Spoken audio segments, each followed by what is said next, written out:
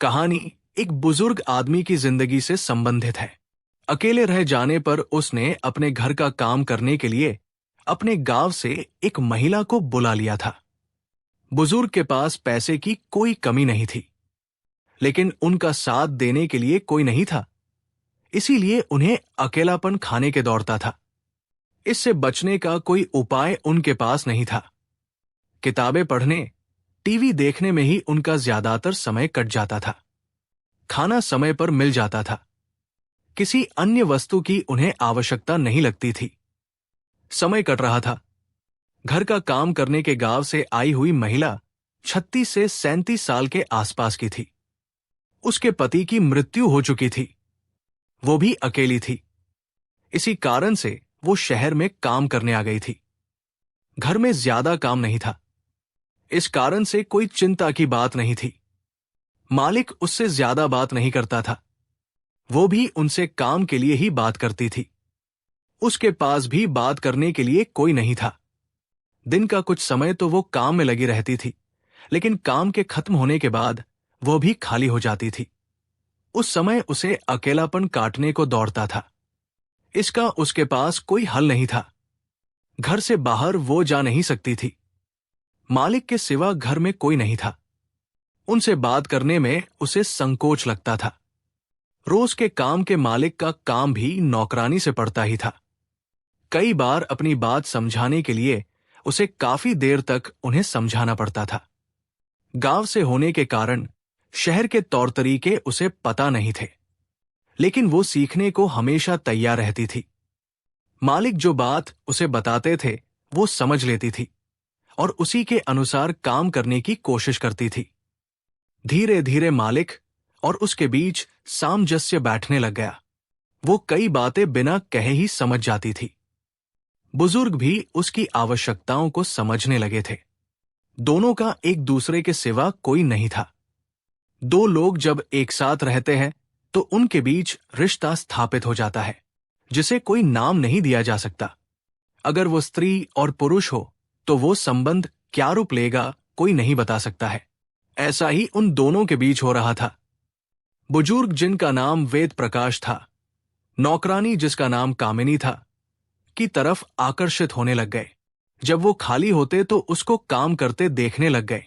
पत्नी के जाने के बाद उन्होंने अपने मन को सांसारिक आकर्षणों से अलग सा कर लिया था, लेकिन कामिनी के उनके जीवन में आने के कारण वो इन आकर्षणों के प्रति फिर से लगाव रखने लगे थे। सेहत सही होने के कारण किसी तरह की बंदिश तो नहीं थी, लेकिन कुछ करने में उन्हें संकोच होता था। कुछ सामाजिक संकोच था, कुछ स्तर का संकोच। कामिनी रोज सुबह उठकर उन्हें चाय बनाकर देती थी। ये उनकी बहुत पुरानी आदत थी। इसके बाद वो सुबह का अखबार बैठकर पढ़ते थे। अखबार पढ़ने के बाद वो नित्यक्रम करने चले जाते थे। इसके बाद नहाने के बाद पूजा करते थे। तब तक कामिनी नाश्ता बना देती थी। नाश्ता करने के बाद वो टीवी देखने बैठ जाते थे। टीवी देखने के बाद वो कुछ देर सो जाते थे। जागकर कंप्यूटर पर बैठकर दुनिया के बारे में पता करते थे। इस सब में दोपहर के खाने का समय हो जाता था। दोपहर का खाना खाकर या तो सो जाते थे या कोई फिल्म वगैरह देखने बैठ जाते थे। कामिनी इस समय आराम किया करती थी। सुबह जब कामिनी घर की सफाई करती थी, तब उनकी नजर काम करती कामिनी पर चली जाती थी। वो अपनी नजर हटा लेते थे, लेकिन ये दृश्य उनके मन में तरंग पैदा करता था। वो इस भावना को जितना दबाने की कोशिश करते थे, वो उतनी ही जोर से भड़कती थी। वो इससे बचने के लिए अपनी निगाह दूसरी तरफ फेर लिया करते थे, लेकिन वो घर से बाहर नहीं जा पाते थे। दिन भर उनकी नजर कामिनी पर पड़ती ही रहती थी। उनके मन में कामिनी के प्रति आकर्षण पैदा हो गया था। वो कामिनी के प्रति आकर्षित हो गए थे। छुपी नजरों से वो कामिनी के देखने का अवसर ढूंढ ही लिया करते थे। कामिनी की जरूरतों के प्रति उनकी चिंता बढ़ने लग गई थी। कामिनी भी सारे दिन काम करने के दौरान वेद प्रकाश जी से मिलती रहती थी। वेद प्रकाश जी का व्यवहार बहुत संयत था। वो उसे प्यार से कामिनी जी कहकर पुकारते थे। पहले तो वो ज्यादा बात नहीं करते थे, लेकिन कुछ समय से वो उससे बातचीत करने लग गए हैं। उसकी अगर कोई आवश्यकता होती है तो वो उसे पूरी करने की कोशिश करते हैं। कामिनी को ये सब अच्छा लगता है। उसे पता था कि उसके नीरस जीवन में जो कुछ रस है वो प्रकाश जी से ही है। गांव में उसको पेट भरने की भी परेशानी थी, लेकिन यहां आने के बाद उसका बदन भी भर गया था। यहां भर पेट खाने को मिल रहा था, कोई रोक टोक नहीं थी। वो अपने मन मुताबिक का खाना बना सकती थी और खा भी सकती थी। पहले पहल तो उसे शहरी तौर तरीकों से परेशानी हुई थी, लेकिन प्रकाश जी ने उसे सब सिखा दिया था। वो भी सब जल्दी सीख गई थी। उसे घर को चलाने में मजा आता था। उसके मन में कभी कभी शरीर की भूख जागती थी, लेकिन वो उसे बुझाने के लिए कुछ नहीं कर सकती थी। एक बार माहवारी के समय उसकी हालत बहुत खराब हो गई थी। उससे उठा भी नहीं जा रहा था। सुबह जब वो नहीं उठ पाई तो मालिक ने उसको आवाज दी। जब उसने जवाब नहीं दिया तो वो उसके कमरे में आ गए। वो दर्द से परेशान बिस्तर पर पड़ी थी। प्रकाश जी ने उससे पूछा कि क्या बात है, तो उसने बताया कि वो बीमार है। प्रकाश जी ने उसका हाथ पकड़कर देखा कि कहीं बुखार तो नहीं है, लेकिन हाथ ठंडा पड़ा था। प्रकाश को कुछ याद आया और वो कामिनी से बोले कि महीना हुआ है। कामिनी ने सर हिलाकर उत्तर दिया। प्रकाश जी कमरे से बाहर निकल गए। कुछ देर बाद वो कामिनी के पास वापस लौटे। उन्होंने एक गोली कामिनी के हाथ में दी और पानी का गिलास उसे पकड़ा कर कहा कि ये गोली खा लो, दर्द में आराम मिल जाएगा। तुम आराम करो, मैं चाय बनाकर लाता हूं। कामिनी ने गोली खा ली। कुछ देर बाद प्रकाश चाय का कप उसे देकर चले गए। दवा ने असर करना शुरू कर दिया था। उसका दर्द कम होने लग गया था। चाय पीकर वो उठकर घर का काम करने के लिए तैयार हो गई। प्रकाश के प्रति उसके मन में लगाव पैदा हो गया। उसे लगा कि मालिक उसका कितना ध्यान रखते हैं, उसके दर्द का इलाज भी करते हैं। जब वो नाश्ता बनाकर मालिक को देने गई तो प्रकाश ने उससे पूछा कि वो महीने के दिनों में क्या इस्तेमाल करती है। कामिनी ने बताया कि वो पुराने कपड़े लगा लेती है। ये सुनकर प्रकाश बोले कि वो उसके लिए पैड ला देंगे। वो आगे से पैड का इस्तेमाल किया करे, कपड़े से बीमारी लग सकती है। उसने सर हिलाकर सहमति जता दी। उसे तो पैड के बारे में कुछ पता ही नहीं था। वो क्या चीज है और कैसे इस्तेमाल होता है वो नहीं जानती थी। प्रकाश जी नाश्ता करके बाजार चले गए। वहां से लौटे तो उनके हाथ में कई चीजें थी। उन्होंने कामिनी के हाथ में एक लिफाफा देकर कहा कि ये पैड है, वो इनका इस्तेमाल किया करें। कामिनी ने पैड का लिफाफा पकड़ लिया। उसे समझ नहीं आ रहा था कि वो कैसे पूछे कि इन्हें कैसे इस्तेमाल किया जाता है। उसकी हालत को प्रकाश भाप गए। वो बोली कि कच्छी तो पहनती है। कामिनी ने हां में सर हिलाया। ये सुनकर उन्होंने एक पैड निकालकर कामिनी को बताया कि कैसे पैड को कच्छी में लगाना है। कामिनी को सब समझ आ गया। वो उस पैड को लेकर चली गई। नहाकर उसने पैड लगाकर पहन लिया। जब वो प्रकाश के सामने पड़ी तो उन्होंने उससे पूछा कि लगा लिया, तो उसने बताया कि लगा लिया है। वो कुछ पूछना चाहती थी, लेकिन संकोच कर रही थी। प्रकाश ने इसे समझकर कहा कि कामिनी, ये पैड जब भर जाएगा तो इसे निकालकर दूसरा लगा लेना। ये पैड 10 से 12 घंटे तक चल जाता है। कामिनी के मन में जो सवाल था उसे उसका जवाब मिल गया था। आज दवा और पैड के कारण उसके दर्द का समय प्रकाश जी के कारण आसान हो गया था। वो इसके लिए प्रकाश की शुक्रगुजार थी। उसने सर झुकाकर प्रकाश को धन्यवाद कहा। उसकी ये बात सुनकर प्रकाश हंस गए और बोले कि जैसे तुम मेरा ध्यान रखती हो, वैसे ही मेरी भी जिम्मेदारी है कि मैं तुम्हारा ध्यान रखूं। आगे से कोई भी परेशानी हो तो मुझे बताने में झिझकना नहीं। आज के घटनाक्रम से दोनों के मध्य जो झिझक थी वो दूर हो गई थी। अब दोनों एक दूसरे से बिना किसी शर्म के बात कर सकते थे। दोनों के बीच जो दीवार थी वो आज ढह गई थी। कामिनी का महीना 4-5 दिन चलता था। उसे इन दिनों में प्यार की बहुत इच्छा होती थी।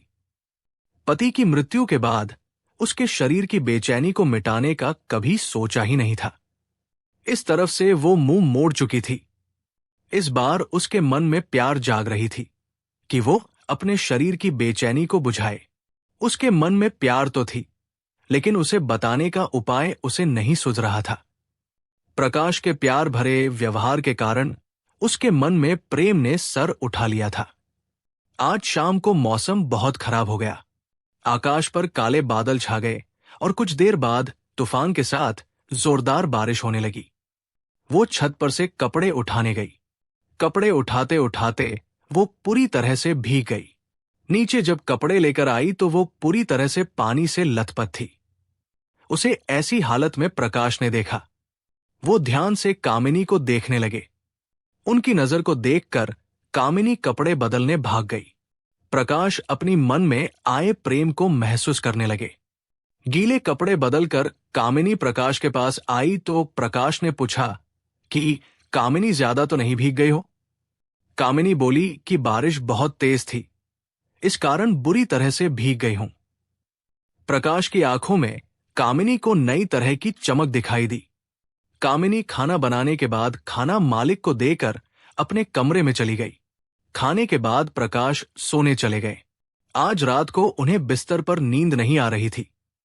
आंखें बंद करते ही वही दृश्य उनकी आंखों के सामने आ जाता था।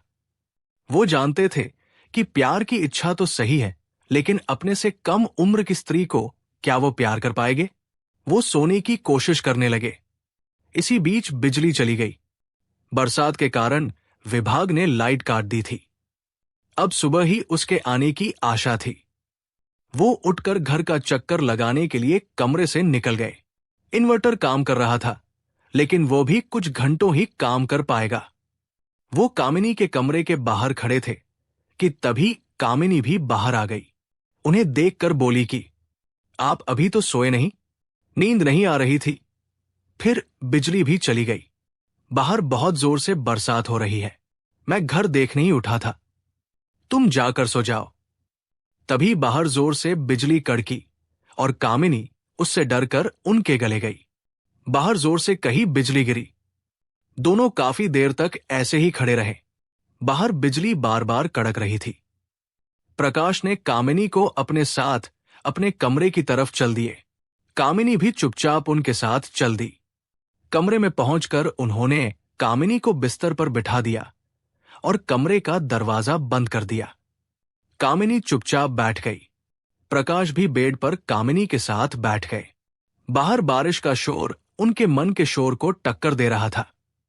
उन्होंने सोचा कि शायद काफी समय से समागम नहीं किया है, शायद यही आज की घटना का कारण हो। कुछ देर तक वो इसी सब के बारे में सोचते रहे। कामिनी अभी भी होश में नहीं थी। प्रकाश को कब नींद आ गई उन्हें पता नहीं चला। सुबह जब आंख खुली तो देखा कि कामिनी सो रही थी। उन्होंने धीरे से उसे अपने से अलग किया और बेड से नीचे उतर गए। कामिनी को हिलाकर जगाया। कामिनी ने आंखें खोली और अपनी हालत समझ में आते ही बेड से उतर गई। शर्म के कारण उसकी आंखें उठ नहीं रही थी। फिर थोड़ी देर बाद कामिनी कमरे में आई और बोली कि आप बाहर चले, मैं चद्दर बदलकर आपके लिए चाय लेकर आती हूं। यह सुनकर प्रकाश कमरे से बाहर चले गए।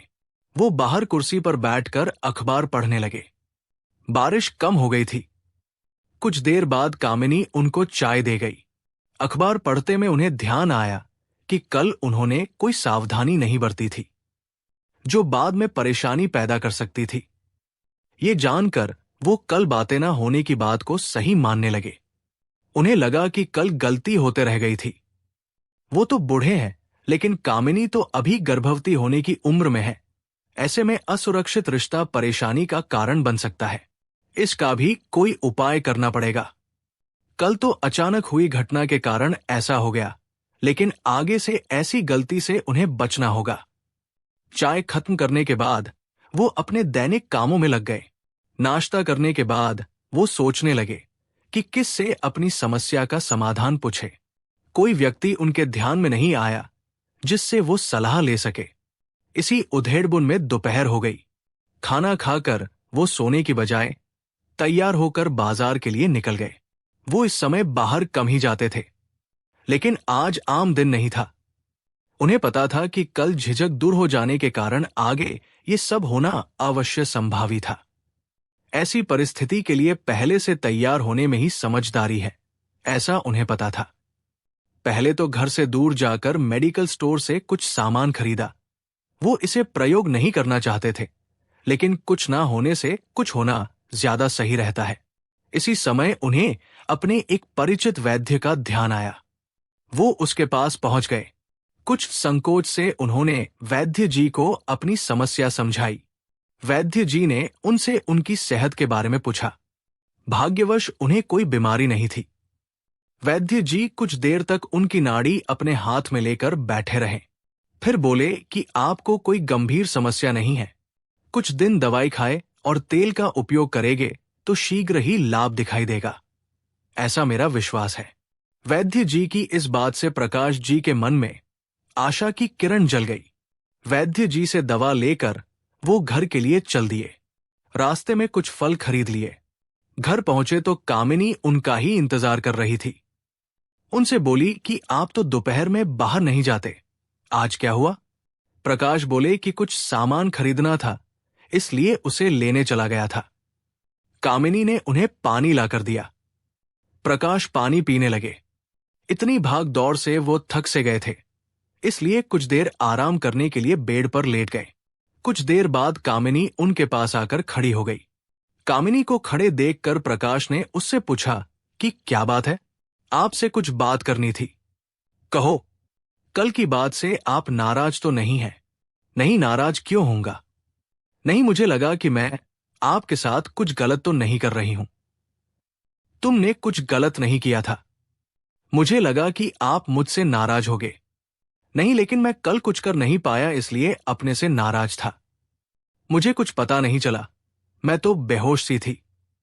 तुझे नहीं पता चला, लेकिन मुझे तो पता चला था। अब क्या होगा? कुछ नहीं, इलाज से सब कुछ सही हो जाएगा।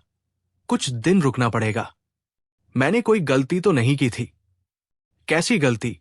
मैंने ऐसा कुछ कभी किया नहीं है। चिंता ना कर, मैं सब कुछ सिखा दूंगा। मुझे तो कुछ समझ ही नहीं आ रहा था, फिर मैं बेहोश सी पड़ गई थी। पहली बार था, ऐसा हो जाता है। आगे से नहीं होगा। तू होश में रहेगी। जैसा आप कहेंगे मैं वैसा ही करूंगी। तू जब भी मेरे साथ बैठने आओ तो नहा कर आना। कल तेरे से पसीने की बदबू आ रही थी, मुंह में नमक का स्वाद आ रहा था। आगे से ध्यान रखूंगी। आप जब चाहेंगे मुझे बता दीजिएगा, मैं नहा लिया करूंगी। रात को डर तो नहीं लगा था। डर किस बात का? आपसे डर कैसा? जो हमने किया उसका डर। नहीं, मैं भी मन ही मन चाहती थी, लेकिन आपसे कह नहीं पाती थी। आगे से कोशिश करगे कि सही से करे और इसका मजा ले। मैं तो आपके ही सहारे हूं। तुझे बहुत कुछ सिखाना है, डरना नहीं, जैसा मैं कहूं करती जाना। आप पर मुझे पूरा विश्वास है। मुझे गरीबी से आपने ही निकाला है। अरे, मैंने तेरे पर कोई एहसान नहीं किया है, मुझे भी तो किसी की जरूरत थी। जाकर आराम कर ले। कामिनी कमरे से चली गई। उसकी बात से प्रकाश के मन में विश्वास जगा कि मेरा और कामिनी का रिश्ता सही रहेगा। मैं ही नहीं, वो भी प्यार की तलाश में है। उसे भी इससे बढ़िया मौका नहीं मिल सकता है। प्रकाश ने सोचा कि इसे प्यार के बारे में काफी कुछ सिखाना पड़ेगा, तभी ये मेरी साथी बन पाएगी। यही सब सोचते सोचने प्रकाश की आंख लग गई। शाम को जगकर प्रकाश ने वैद्य जी के दिए तेल से मालिश करी। इससे उन्हें कुछ अच्छा अनुभव हुआ। इससे प्रकाश के मन में की किरण दिखाई दी। प्रकाश खाना खाने के बाद दवाई खाकर वो सोने के लिए लेट गए। आज भी बाहर बारिश हो रही थी। लगता था कि आज भी बिजली जाने वाली थी। ऐसा ही हुआ। कुछ देर बाद लाइट चली गई। आज मन में कुछ करने की इच्छा नहीं थी। कल की असफलता का घाव मन से निकल गया था। कामिनी भी तैयार थी, ये बहुत अच्छी बात थी। उनकी हालत में उसका सहयोग बहुत जरूरी था। यही सोचते सोचते उन्हें नींद आ गई। पूरे हफ्ते दवा लगाने और दवा खाने के बाद लग रहा था कि कमजोरी का इलाज मिल गया है। एक मन था कि दवाई खाकर इसकी शुरुआत की जाए, दूसरा मन कहता था कि कुछ दिन और वैद्य जी की दवा खाकर उसके बाद इसका प्रयास किया जाए। दूसरी बात ही चली और एक और हफ्ता प्रकाश ने इंतजार किया। लाभ होता दिख रहा था, लेकिन प्रकाश ने अपने आप को बचा कर रखा। उन्हें सही समय का इंतजार था। प्रकाश को पता था कि आयुर्वेद रोग को जड़ से समाप्त करता है, इसीलिए वो अपने मन पर नियंत्रण रख पा रहे थे। इस दौरान कामिनी को प्यार के बारे में कुछ बातें बताई, ताकि उसके मन में कोई संदेह ना रहे। उसे भी पूरी तरह से तैयार होना था, ये उन्हें पता था। वो इस उम्र में ज्यादा बातें तो नहीं कर सकते थे, लेकिन वो चाहते थे कि जितना भी करे उसका भरपूर आनंद उठाए।